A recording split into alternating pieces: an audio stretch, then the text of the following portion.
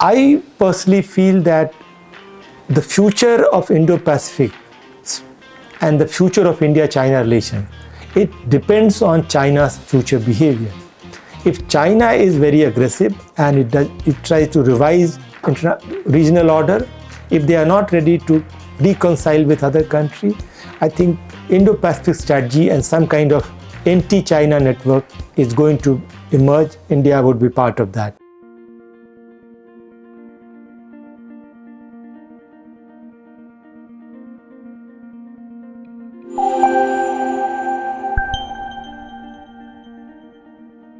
I think Indo-Pacific is a very important region.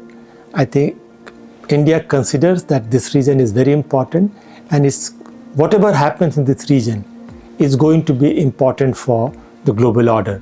At this point of time, if you look at Indo-Pacific strategy, there are two important narratives which are competing with each other. We know that rise of China had made uncomfortable many countries, including India, Japan and other Southeast Asian countries. And you can see that how China has been trying to assert itself, trying to revise the order in South China Sea or East China Sea or say Indian Ocean. In South China Sea, now they have been more vocal and they have been talking about 9-dash line more forcefully. They are saying that that's their core interest. In East China Sea also you can see that when Xi Jinping came to power 2013, he unilaterally decided ADIG, Air Defense Identification Zone. I think all these, including the way string of pearl in Indian Ocean. So I think overall India is very concerned about China's assertiveness, and we have been trying to deal with that. So this is one idea which is there in Indo-Pacific. The second idea is that US-led Indo-Pacific strategy or Quad.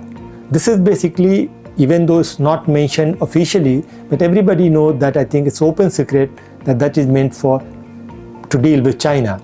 So India is part of Indo-Pacific strategy, but at the same time, India feels that Indo-Pacific strategy must be much more nuanced. Coming to India's policy towards United States, we all, like India and US especially, we are in agreement with our objectives, our goal in Indo-Pacific. However, there are some gap in India and United States about how to do with that.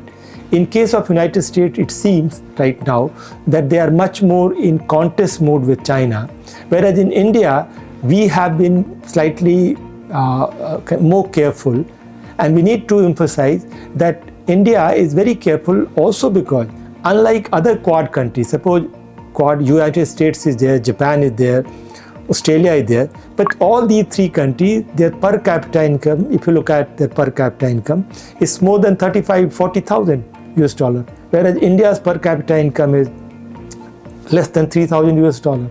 Similarly, India and China, we share almost 4,000 kilometer border, which none of these three countries they have. So India, because of all these complications, India feels that we need to be much more nuanced. So overall, we agree with United States. We have been, and I would also like to underline that in last several years, even if there are less development on quadrilateral cooperation, according to expectations, less than expectations, but if you look at bilateral relationship between India and United States, it has improved a lot. I think in last 7-8 years, we had many agreements through which our intelligence sharing, our logistics sharing, our other communication networks, they are being connected in a very, very, you can say, close manner. We had LEMOA, we had COMCASA, we had BECA, three important agreements, and they are very important to bring India and United States together. So we agree with them on goals. We are having similar, you can say, we are having lots of bilateral connections also, but at the same time, we are having slight gap in our approach towards Indo-Pacific, but I think we have been working together. Coming to India's policy towards China, I would like to say that India and China, they are two big countries located in Indo-Pacific, and their relations are going to be very, very important for the future of Indo-Pacific. Both the countries, we are growing economies, huge market. We are having enough human and natural resources. So I think the rivalry or rather competition between India and China is quite obvious. But at the same time, India is still quite hopeful. If you look at history of India-China relations, recent history I will say, Narendra Modi, he participated in Indo-Pacific strategy and Quad meetings. But at the same time, you can see that Narendra Modi, 2018, he visited Wuhan for a longer period of time, and 2019, Chinese president was invited to Chennai. Two summits meets, they tried to bring some connect between India and China, but because of border problems, there's a tri-junction, India, China and Bhutan, it's called Doklam. So Doklam crisis onwards, I can see, more recently in 2020 in Galwan Valley, when more than 20 Indian soldiers, they died. That was after almost 45 years that soldiers, they died on India-China border. So that had created some, we can say, important mistrust in India-China. But still, I think India is hopeful that with China, we need to keep our window open. We need to create some kind of communication with China, and we need to be firm, but at the same time ready to talk with China. I personally feel that the future of Indo-Pacific and the future of India-China relations, it depends on China's future behavior. If China is very aggressive and it tries to revise regional order, if they are not ready to reconcile with other countries, I think Indo-Pacific strategy and some kind of anti-China network is going to emerge. India would be part of that. So I feel, especially why I'm saying that, because when 15 years back people were talking about Indo-Pacific strategy, I think most of us, we thought that this is a very improbable idea. It's a very unrealistic idea. But Chinese behavior in last 10 years, I think it has made Indo-Pacific quite possible. Still it hasn't been realized.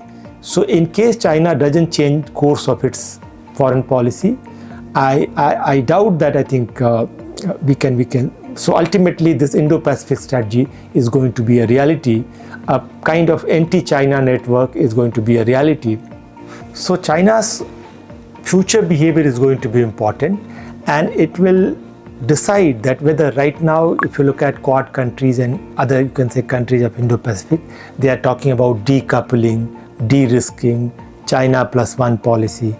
But in case China keeps doing what it has been doing right now, asserting itself, trying to revive the global, you can say, Indo-Pacific economic and security order, in that scenario, there is a possibility that Indo-Pacific country, they may create a security network, quite like not NATO, who knows.